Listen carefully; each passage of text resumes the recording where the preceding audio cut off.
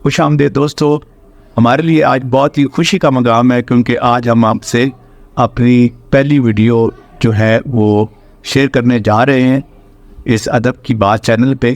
इससे पहले कि मैं आज के अफसाने के बारे में आपसे बात करूं, मैं आपसे बात करना चाहूँगा कि इस चैनल के अगराज़ और मकासद क्या है। हम चाहते हैं कि इल्म का फ़रोग़ हो और इंतहाई क्वालिटी की तफरीह जो है उसका फ़रोग़ हो, और हम आपके साथ दुनिया के बेहतरीन अफसाना नगार जो है उनकी कहानियाँ शेयर करें, और वो भी इंतहाई चीदा चुनी हुई कहानियाँ जो कि जिनको सुनकर आप वाकई तफरीह हासिल करें।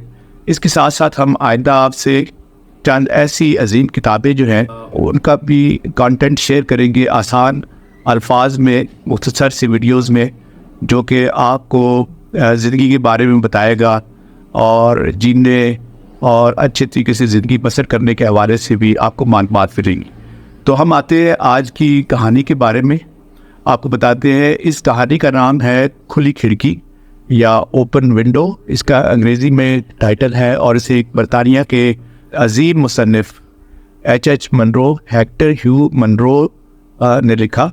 वो 1870 में पैदा हुए और उन्होंने बहुत ही खूबसूरत अफसाने लिखे, और उनकी वफ़ात दूसरी जंग अज़ीम में एक जर्मन स्नाइपर की बुलेट लगने से हुई। तो ये जो ओपन विंडो है, इसके जो मरकज़ी किरदार हैं, पहले हम उनकी बात कर लेते हैं।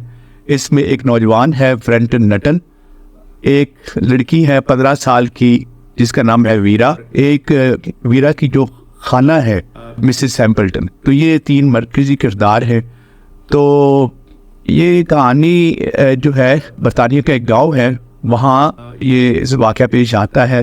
तो कहानी में होता कुछ यूँ है कि एक साहब जो कि नौजवान फ्रेंटन नटल हैं, उनकी बहन उन्हें कहती है कि तुम इतने असाब शिकनी का शिकार हो, हमेशा स्ट्रेस में रहते हो, तो तुम्हें चाहिए कि कुछ दिनों के लिए अपने गांव चले जाओ।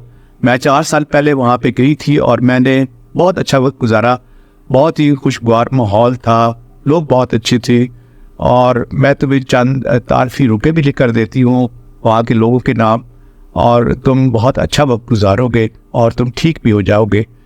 तो खैर फ्रेंटन नटल साहब चले जाते हैं, पहली रात वहाँ पे गांव में गुजारते हैं।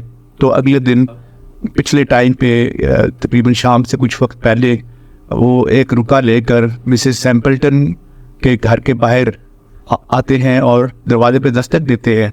तो अंदर से एक 15 साल लड़की वीरा निकलती है, और फ्रेंटन नटल बताता है कि वो मिसेस सैम्पल्टन से मिलने के लिए आया है, और वो उसे अंदर लेकर जाती है। तो वो बैठ जाते हैं एक कमरे में, लिविंग रूम में।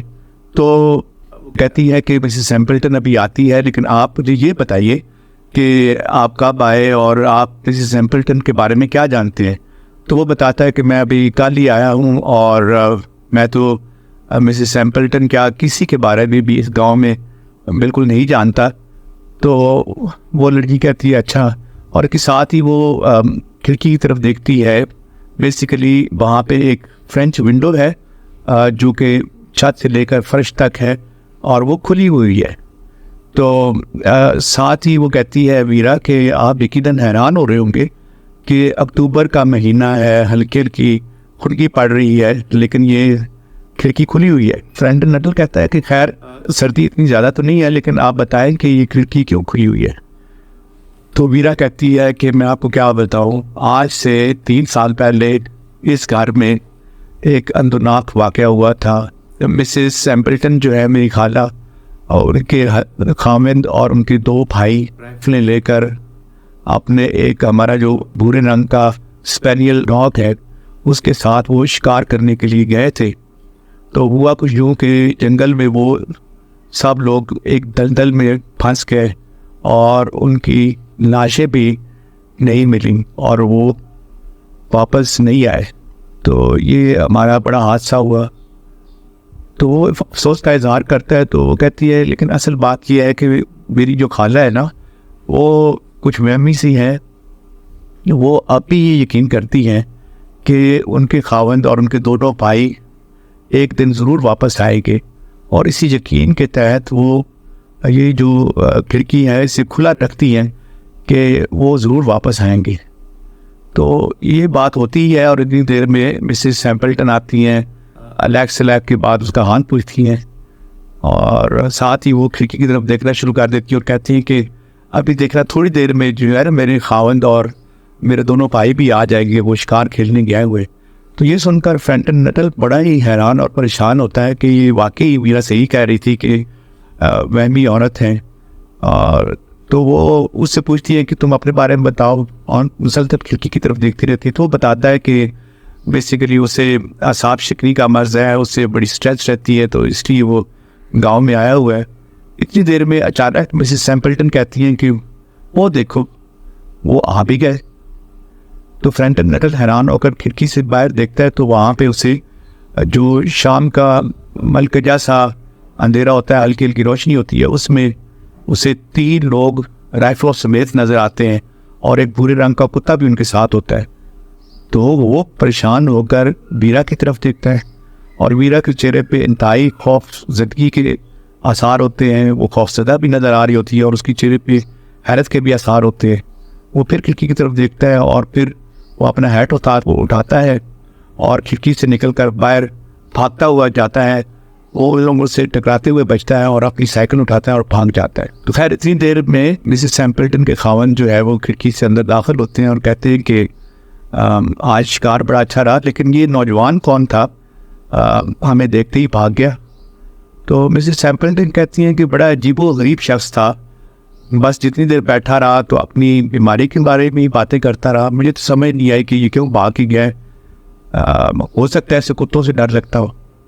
तो वीरा कहती है कि खाला आप बिल्कुल ठीक कह रही है, क्योंकि जब आपके आने से पहले मेरे साथ ये बातें कर रहा था तो और बता रहा था कि आज से कुछ साल पहले मैं हिंदुस्तान गया था और वहाँ पे मैं गंगा के किनारे सैर कर रहा था और मेरे पीछे 5-6 कुत्ते पड़ गए थे और मैं उनसे जान बचाने के लिए भागने लगा और मैंने देखा कि कब्रिस्तान था और उसमें एक खुली हुई गहरी कब्र थी जिसमें मैं भागकर मैं उसके अंदर छलांग लगा दी और बड़ी मुश्किलों से कुत्ते से बचा। जो सारी रात वहाँ पे कब्र के ऊपर पहुँचते रहे। और ये कहकर वो मुस्कुराती है और दिल ही दिल में सोचती है कि उसे ऐसी कहानियाँ फौरी तौर पर गढ़ने और सुनाने की कितनी महारत हासिल है। तो दोस्तों ये कहानी यहीं पे ख़त्म होती है। अब इस कहानी का मकसद क्या है ये मैं आपकी सोचने के लिए छोड़ देता हूँ। लेकिन एक बात बताता चलूँ कि दुनिया अदब में 2 किस्म के मकातब फ़िक्र हैं। कुछ लोग कहते हैं कि जो कहानियाँ होती है, जो भी नावल होता है या किसी किस्म का भी लिटरेचर होता है, तो मुसन्निफ़ का मकसद एक अच्छी कहानी लिखना होता है, यानी कि आर्ट फॉर आर्ट सेक होना चाहिए। कहानी लिखने का मकसद सिर्फ अच्छी कहानी लिखना होता है। दूसरे मकतबा फ़िक्र के लोग कहते हैं कि नहीं, आर्ट इज़ फॉर लाइफ सेक, यानी कि आर्ट का मकसद ये होता है कि उसके अंदर किसी ज़िंदगी के पहलू को उजागर किया जाए। तो क्या ये कहानी आर्ट फॉर आर्ट सेक है या आर्ट फॉर लाइफ सेक है, ये मैं आप पे छोड़ता हूँ। आप लोग अपने जो तबसरे हैं, अपने कमेंट्स हैं इस वीडियो के बारे में, वो हमसे ज़रूर शेयर कीजिए। हम उनके बारे में आपसे ज़रूर अपने ख्यालात का भी इज़हार करेंगे। और अगर आपको ये वीडियो पसंद आई है तो इसे ज़रूर लाइक भी कीजिए और हमारा चैनल सब्सक्राइब भी कीजिए और लोगों से शेयर भी कीजिए। बहुत शुक्रिया।